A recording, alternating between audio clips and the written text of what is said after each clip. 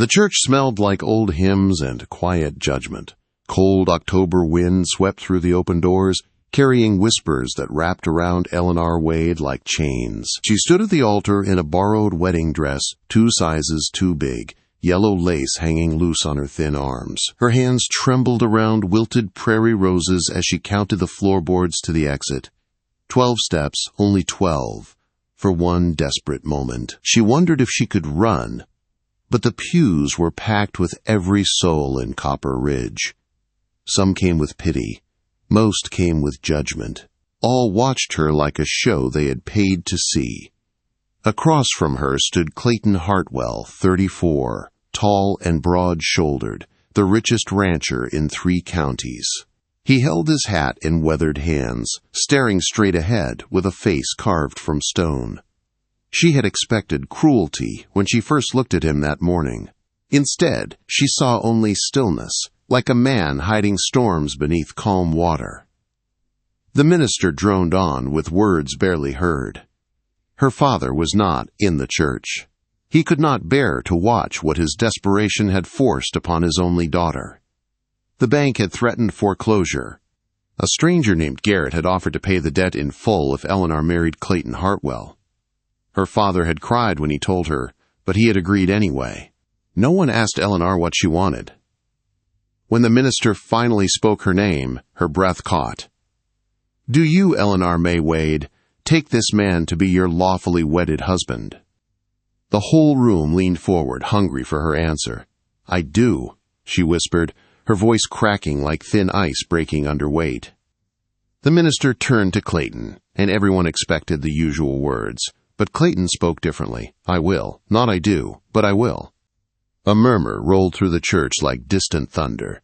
Eleanor felt her stomach twist. Clayton kept his eyes forward, refusing to look at her even once since she had walked that endless aisle. "By the power vested in me, I now pronounce you man and wife." The words fell heavy as the slam of a jail door. Clayton finally turned and offered his arm. She stared at it like it might burn her. This man was now her husband, a stranger who owned her future with a single signature.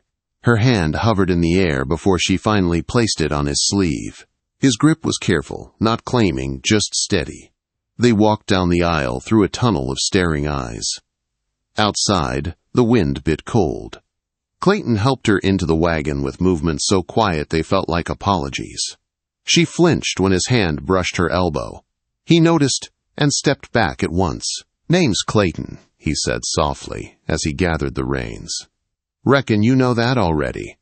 She nodded without speaking. "You all right, Miss Wade?" "It's Mrs. Hartwell now," she whispered, the name tasting bitter. Clayton did not answer right away. He clicked to the horses and started driving. "Only if you want it to be," he said at last. The town watched them leave as the wagon rolled toward the foothills where shadows grew long. At the end of the valley, the Hartwell Ranch rose against the fading light. A big timber house with stone foundations, wide porches, and windows catching the last gold of day. Smoke curled from the chimney, warm and promising, but Eleanor felt no warmth. Clayton helped her down with gentle hands, but she stepped away at once. "I'll show you inside," he said carefully. The front room held a stone fireplace, a handmade rug, and polished furniture. The house smelled of wood, smoke, and coffee. "Kitchen's through there," Clayton said. "Pantry's full. You need anything, Silas goes to town Wednesdays." Upstairs, he led her to a room with a 4-poster bed and a quilt sewn in blue and cream. A washstand waited beside a window looking toward distant mountains. On the inside of the door was a lock, solid brass, gleaming. "Use it if you need to," Clayton said. "I won't knock unless you ask me to. You understand?" "Yes," she managed. "I'll leave you to settle." He walked out and closed the door with a soft click. She locked it at once, then sat on the bed and stared at her shaking hands. Downstairs, Clayton ate alone at a table set with 2 plates. He wrapped warm biscuits in cloth and placed them outside her door without knocking. Morning came gray. Eleanor found the biscuits and ate them alone. They were honest food, warm enough to soften the edge of her fear. Downstairs she heard voices. "Town's talking, boss." Silas said carefully. Town can keep talking, Clayton answered firm and cold. They say you got yourself a pretty bargain. She's not a bargain, Clayton said, and something in his voice made Eleanor press her palm against the door. She's my wife. That evening, fresh bread waited in the kitchen, golden crust still crackling. 3 days passed like that. They moved around each other like ghosts, careful never to touch, never to speak more than needed. He never pushed, never asked, never claimed any right. On the 4th morning, something shifted. She walked downstairs and found Clayton at the kitchen table, ledger open, coffee steaming. He looked up, surprised. "Morning," he said. For the first time since the wedding, she sat across from him. Eleanor wrapped her hands around the warm cup he pushed toward her. The air between them felt fragile. "Why?" she finally asked. "Why did you agree to marry me?" Clayton set down his pen, and the house seemed to hold its breath. Clayton set down his pen, and the house seemed to hold its breath. "A man named Garrett came to me 6 weeks ago," he said slowly. "He talked about a marriage contract. Said it would be good for both sides. Said you were 19, from a decent family that had fallen on hard times." Eleanor stared at the table. "You said yes?"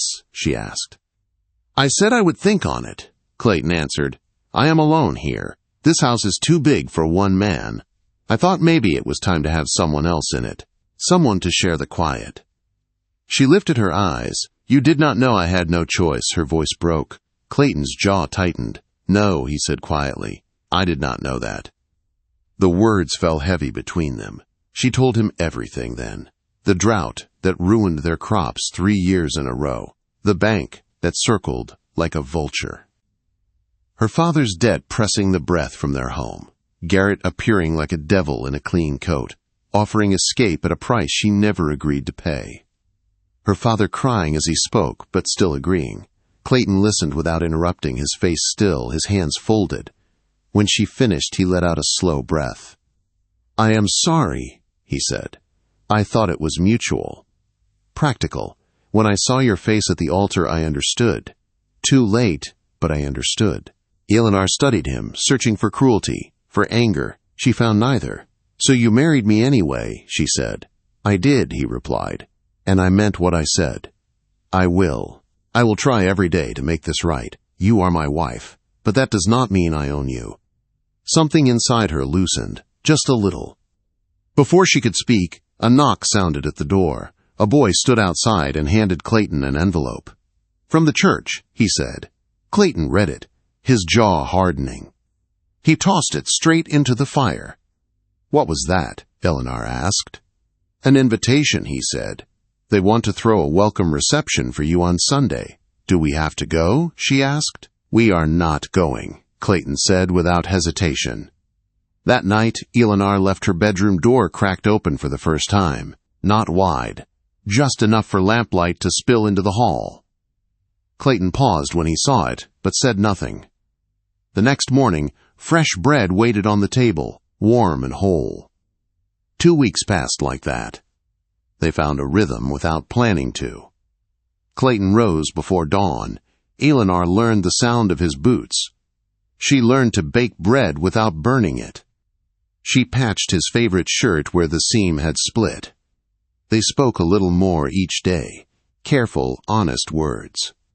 One clear morning, Clayton asked if she wanted to learn to ride. Fear tightened her ribs, but she nodded. He brought out a chestnut mare with soft eyes named Clementine. He showed her how to hold the reins, how to sit, how to guide without forcing. His hands brushed hers only when needed, when the mare shifted beneath her, steady and warm. Eleanor laughed. It surprised them both. Clayton smiled, and the smile changed his whole face. On Wednesday, they rode into town for supplies. Copper Ridge watched from windows and doorways. Women whispered behind gloves. Men smirked. Clayton walked beside her like a wall. Inside the general store, Mrs. Hawkins weighed flour without meeting Eleanor's eyes. Outside, a drunk cowboy leaned against a post, grinning. "Well now," he said. "How's married life, Mrs. Hartwell? That old rancher treat you gentle?" Shame burned her chest. Before she could speak, Clayton stepped forward. his voice low and calm. "You got something to say, you say it to me." The grin faded. "Didn't mean nothing," the man muttered. "Then say nothing," Clayton replied. Back at the wagon, Eleanor stared at her hands. "I am sorry," she whispered. "For what?" Clayton asked. "For the gossip. For how they look at you now." "They can look all they want," he said. "What matters is, you are here. You are safe." She studied him, the set of his jaw, the way he held the reins steady. "Thank you," she said. That evening she found him in the yard planting bulbs. "What are those?" he asked. "Tulips," she said. "For spring. You think you will still be here come spring?" he asked. She looked up. "Yes, I think I will." Something quiet passed between them in the golden light. November came sharp and cold. One night, Eleanor woke and saw a lamp glowing on the porch. Clayton stood outside, holding a photograph. The next night, she went down and sat beside him.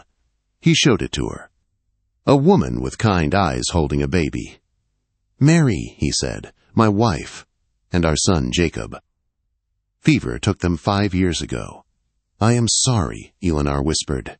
"I am too," he said, "every day."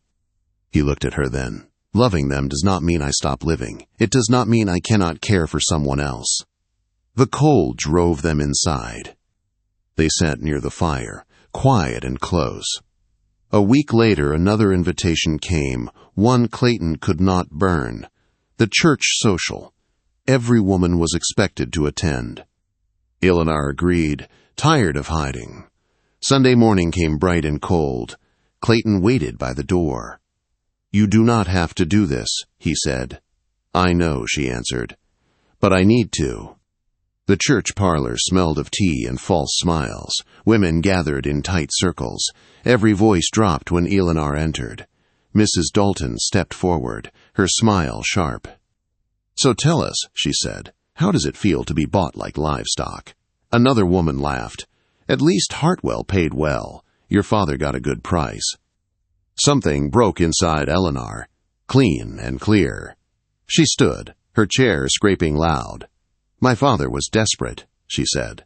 "Your husbands would have let us starve and called it business. Do not judge me for surviving." Silence fell. Eleanor walked out, head high, tears burning, but not falling. She walked all the way home under the cold sky. Clayton found her on the porch an hour later. She told him everything. He listened, his face still and focused. "They will not speak to you like that again," he said. "You cannot control them," she replied. "No," he said, stepping closer. "But I can make sure they hear me louder. Trust me." She met his eyes. "Yes," she said, "I trust you." That night, sleep would not come. Eleanor sat at the small table in her room with a packed bag at her feet and a folded letter beside the lamp. The house was quiet, the kind of quiet that pressed on her chest. She picked up the letter again and read the words she had written through shaking hands. She was leaving, not because of him, but because she did not want to be the reason the town turned against him. Kindness, she had learned, could cut deeper than cruelty. Dawn came pale and cold. She walked into the kitchen with the bag in her hand. Clayton stood by the table, the letter open in his hands. He looked older in the morning light, tired in a way that reached deeper than sleep. "You are free to go," he said quietly. "You always were." Her eyes filled, and the bag slipped from her fingers. "Then why does it feel so hard to leave?" she asked. Clayton took a step toward her, then stopped, giving her space. "Why did you really marry me?" she asked. Not the excuse, the truth. He took a long breath. "Because when I saw you at that altar, scared and alone, I thought maybe we could both stop being lonely. Maybe we could build something new from broken pieces. I knew it was not fair. I only hoped that one day you might choose to stay." Eleanor felt the choice settle in her chest, heavy and calm all at once. She bent, picked up the bag, carried it back to her room, and unpacked every last thing. When she returned, she placed the crumpled letter in his hands. "I choose you," she said. "I choose us." Relief crossed his face, quiet and real. "Then let me do something for us," he said. "You will see on Sunday," she nodded. "I trust you." The week passed quickly. Clayton rode into town twice, returned with papers, met with men whose names Eleanor did not know. She asked no questions. Sunday morning arrived bright and sharp. They sat together in the front pew, every eye in Copper Ridge fixed on them. Before the minister could begin, Clayton stood. "With your permission, Reverend, I would like to speak." The church went silent. "Most of you know how Eleanor came to me," he said. "Some of you think I bought her. You are wrong." He held up a paper. "What I paid was her father's debt. $800 to save their farm. What I gave Eleanor was a choice. Yesterday I signed over 200 acres of my ranch to her. Water rights, grazing rights, timber rights. The land is hers alone." Gasps filled the room. "She can leave any time she wants," Clayton continued. "She can sell it, work it, or burn the deed. She is not my property. She is my partner. I expect her to be treated with respect." He sat and took her hand in front of everyone. Eleanor stood, her knees trembling, her voice steady. "I stay because I want to," she said. "I was given dignity when I had none. I choose this man. Every day I choose him." Silence held. Then an old woman rose slowly. "I was wrong," she said. "About both of you." Others nodded. Some looked ashamed. It did not matter anymore. Outside, sunlight spilled over the steps. "You gave me land," Eleanor whispered. "I gave you freedom," Clayton replied. She kissed his cheek, and they walked home together. Spring came early. Tulips bloomed bright against the thawing earth. Eleanor planted apple trees that would take years to bear fruit. Clayton watched from the fence. "Those will take time," he said. She smiled. "Good. I am not going anywhere." They worked side by side, the fence still standing as a reminder that staying had been her choice. As evening fell, the porch light glowed warm. The door stood open. They stepped inside together, and in the house where fear once lived, love finally found a home.